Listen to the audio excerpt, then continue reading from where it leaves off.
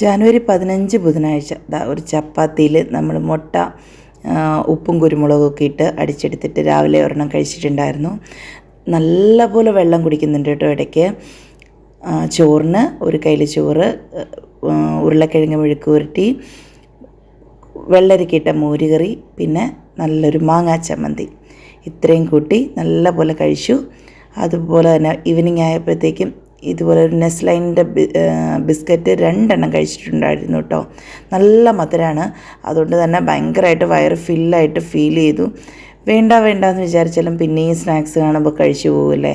അതുകൊണ്ട് ഞാൻ ഈവനിങ്ങിൽ ഫുഡ് അങ്ങ് ഒഴിവാക്കി 2-3 പൊട്ടറ്റോ ചിപ്സും അതുപോലെ ഒരു സമോസയും അതുപോലെ തന്നെ ഒരു സുഖിയനും കഴിച്ചിട്ടുണ്ടായിരുന്നു. ഉപ്പോ പഞ്ചസാരയോ ചേർക്കാതെ ചൂടുവെള്ളത്തിൽ നാരങ്ങ പിഴിഞ്ഞിട്ട് ഇടയ്ക്കിടയ്ക്ക് കുടിക്കാറുണ്ട് കേട്ടോ. അങ്ങനെയും വെള്ളം കുടിക്കാറുണ്ട്. അപ്പോൾ നമ്മുടെ പിറ്റേ ദിവസത്തെ വെയിറ്റ്, അതായത് ഇന്നത്തെ വെയിറ്റ് നല്ലപോലെ കുറഞ്ഞിട്ടുണ്ട്. 76.4 ആയിട്ടുണ്ട്. അപ്പോൾ ഓക്കെ, ബൈ.